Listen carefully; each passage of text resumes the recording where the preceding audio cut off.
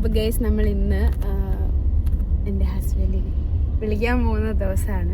Already ആൾ തിരിച്ച് നാട്ടിലെത്തി ഒരാഴ്ച കഴിഞ്ഞിട്ടാണ് ഞാൻ ഈ വീഡിയോസൊക്കെ പോസ്റ്റ് ചെയ്യാൻ വേണ്ടി എഡിറ്റ് ചെയ്യുന്നത് തന്നെ. ഗൈസ് അങ്ങനെ നമ്മൾ ഓൾമോസ്റ്റ് കൊച്ചി ഇന്റർനാഷണൽ എയർപോർട്ടിൽ കോഫി 6:30 ഫ്ലൈറ്റിനായിരുന്നു കൊച്ചിയിൽ ഇറങ്ങുന്നത്. അപ്പം നമ്മളൊരു 6:30, 6:15, 6 മണി ആ റേഞ്ചിൽ അവിടെ എത്തുന്ന രീതിയിൽ നമ്മൾ വീട്ടിൽ നിന്ന് ഇറങ്ങിയിട്ടുണ്ടായിരുന്നു. ഞങ്ങൾക്ക് പിന്നെ പുറത്തോട്ട് ഇറങ്ങി കഴിഞ്ഞ് കഴിഞ്ഞാൽ വിശപ്പിന്റെ വിളി വരാറുണ്ടെങ്കിലും നമുക്ക് കൂടുതലും കോഫി അല്ലെങ്കിൽ ഒരു ടീ എല്ലാവർക്കും മസ്റ്റാണ്. അത് കൂടുതൽ എല്ലാവരും ഇടയ്ക്ക് നിർത്തിയിട്ട് ഒന്ന് ജസ്റ്റ് കോഫിയൊക്കെ കുടിച്ചിട്ടുണ്ടായിരുന്നു. സമൂസ ആയിരുന്നു കൂടെ കഴിച്ചിട്ടുണ്ടായിരുന്നത്. പിന്നെ നമ്മൾ അവിടെ എത്തിക്കഴിഞ്ഞപ്പോഴത്തേക്ക് ആളെ കാണാനുള്ളൊരു എക്സൈറ്റ്മെന്റ് ആണ്. കുറച്ച് ദിവസമെങ്കിൽ കുറച്ച് ദിവസം, കുറച്ച് നാളെങ്കിൽ കുറച്ച് ദിവസം നമ്മൾ ആളെ മാറി നിന്നിട്ട് നമ്മൾ വീണ്ടും കാണുമല്ലേ, ഒരു എക്സൈറ്റ്മെന്റ് ഉണ്ടായിരുന്നു. സ്വാഭാവികമായിട്ടും ഒരു ക്രാഫ്റ്റ് ഒക്കെ ചെയ്യുന്ന ആളായിട്ട് ഞാനൊരു ബൊക്കെ ഇല്ലാതെ പോകുന്നത് ശരിയാണോ? സോ നമ്മളൊരു ബൊക്കെയൊക്കെ ഉണ്ടാക്കിയിട്ടായിരുന്നു പോയിട്ടുണ്ടായിരുന്നു. നമ്മൾ അവിടെ ചെന്നപ്പോഴത്തേക്കും 10 മിനിറ്റ് ഫ്ലൈറ്റ് ഒന്ന് ഡിലേ ആയിട്ടുണ്ടായിരുന്നു. പിന്നെ നമ്മൾ വീണ്ടും മീറ്റിംഗ് തുടർന്നു. അങ്ങനെ 10 മിനിറ്റ് അല്ല 20 മിനിറ്റ് ഡിലേ ആയിട്ടുണ്ടായിരുന്നു. അങ്ങനെ അതൊക്കെ കഴിഞ്ഞപ്പോഴത്തേക്ക് ആളെത്തുന്ന സമയം കുറച്ച് കഴിഞ്ഞപ്പോഴത്തേക്ക് എന്റെ പിള്ളേർക്ക് വിശക്കാൻ തുടങ്ങിയിട്ടുണ്ടായിരുന്നു. 2 ലേസ് വാങ്ങിച്ചു കൊടുത്തപ്പോൾ അവരവിടെ അടങ്ങിയിരുന്നിട്ടുണ്ടായിരുന്നു. ചിപ്സ് ഒക്കെ കഴിക്കാൻ തോന്നിയിട്ടുണ്ടായിരുന്നെങ്കിലും കഴിക്കാനുള്ളൊരു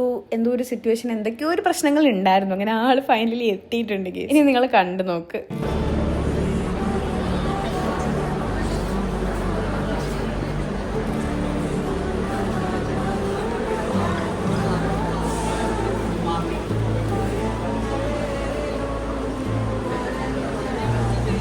ആള് വന്നിറങ്ങുന്നിടം വരെ ഒരു ഇമോഷൻ ആയിരുന്നെങ്കിൽ, അല്ല എക്സൈറ്റ്മെന്റ് ആയിരുന്നെങ്കിൽ, ആള് വന്നിറങ്ങി കഴിഞ്ഞപ്പോൾ പിന്നെ എല്ലാവർക്കും ഭയങ്കര ഇമോഷൻ ആയിരുന്നു. എനിക്കാണെങ്കിൽ കുറെ കഥ പറയാനും ഉണ്ട്. അതുപോലെ ഞാൻ കുറെ സർപ്രൈസ് ഒരുക്കി വെച്ചിട്ടുണ്ടല്ലോ. ഇതൊക്കെ കൊടുക്കാഞ്ഞിട്ടാണെങ്കിൽ മേലെ ഇതൊക്കെ കാണിക്കണമെങ്കിൽ ആളൊന്ന് വീട്ടിലെത്തണ്ട. ആൾക്കൊഴിച്ച് ബാക്കി എല്ലാവർക്കും സർപ്രൈസ് ഉണ്ടെന്ന് അറിയാവുന്നത് കൊണ്ട് തന്നെ എത്രയും പെട്ടെന്ന് വീട്ടിലെത്തുക എന്നുള്ളത് എല്ലാവരുടെയും ലക്ഷ്യമായി മാറിയിട്ടുണ്ടായിരുന്നു. അതിൻ്റെ ഒപ്പം നല്ല വിഷം. നമ്മൾ നേരെ തൃശ്ശൂരുള്ള ഒരു റെസ്റ്റോറൻറ്റിൽ വന്നിട്ടായിരുന്നു ഫുഡ് കഴിക്കാൻ കയറിയിട്ടുണ്ടായിരുന്നു. ബിക്കോസ് എല്ലാവരും ഞാൻ പറഞ്ഞല്ലോ വിശന്ന് വലഞ്ഞിരിക്കുകയാണ്, എല്ലാവർക്കും വിശക്കുന്നുണ്ട്. ഫുഡ് വരാനൊന്നും ഒരുപാട് ലാഗായില്ല, എന്നാലും കുറച്ച് ലാഗ് ഉണ്ടായിരുന്നു. നമ്മൾ ഓർഡർ ചെയ്ത് പെട്ടെന്ന് തന്നെ ഫുഡൊക്കെ വന്നു. പിന്നെ ഫുഡ് കഴിക്കാന്നുള്ള ലക്ഷ്യം, ഫുഡ് കഴിച്ച് വേഗം നമുക്ക് വീട്ടിലെത്തണം, വീട്ടിലെത്തിയാലും നമുക്ക് ആ സാധനം കൊടുക്കാൻ പറ്റും. ആ ഒരു എക്സൈറ്റ്മെന്റ് ആയിരുന്നു സത്യം പറഞ്ഞാൽ. എനിക്ക് തോന്നുന്നു ആ ഒരു moments full mind full almost ഇതെങ്ങനെ കൊടുക്കുമ്പോൾ ഉള്ള എക്സ്പ്രഷൻ എന്തായിരിക്കും, കൊടുക്കുമ്പോൾ എങ്ങനെയായിരിക്കും, ഇഷ്ടപ്പെടുമോ, ഇതൊക്കെയായിരുന്നു ഞാൻ സത്യം പറഞ്ഞാൽ ഇതൊക്കെ ചിന്തിച്ചാൽ നടന്നുകൊണ്ടിരുന്നത്. ഫുഡായിട്ട് നമ്മൾ അൽഫാമിന്റെ വെറൈറ്റീസ് ഓർഡർ ചെയ്തിട്ടുണ്ടായിരുന്നു. അങ്ങനെ പിന്നെ ടിക്ക, അങ്ങനെ ഒരു പ്ലാറ്റർ ഓർഡർ ചെയ്തിട്ടുണ്ടായിരുന്നു. പിന്നെ റൈസിന്റെ വെറൈറ്റീസ് ഓർഡർ ചെയ്തിട്ടുണ്ടായിരുന്നു.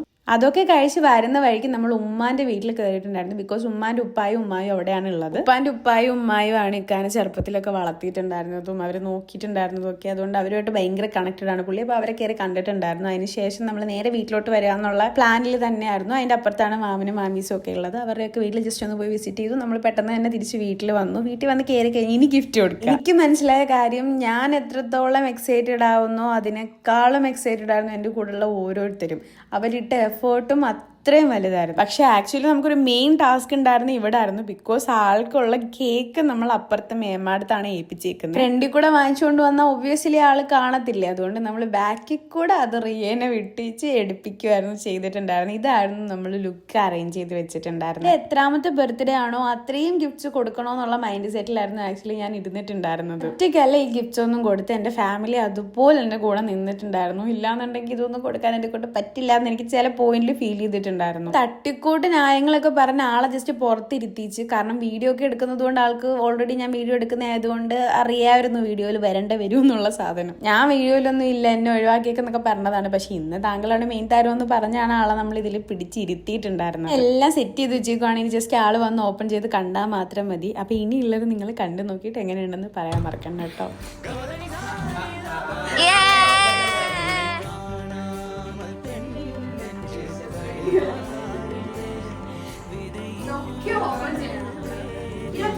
ഇരുപത്തേഴെണ്ണുണ്ട്.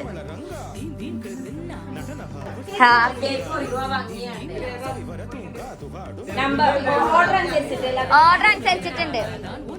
ഇത് പറഞ്ഞുകൊടുക്കട്ടെ അല്ല ഇതാ 1 ഗിഫ്റ്റ്സ് ആണ് കൊടുത്തതെന്ന് ഞാൻ അടുത്ത വീഡിയോയിൽ പോസ്റ്റ് ചെയ്യാം. അപ്പൊ ഇന്ന് ഇത്രയേ ഉള്ളൂ. ബാക്കി നാളെ ഇൻഷാ അല്ലാഹ്.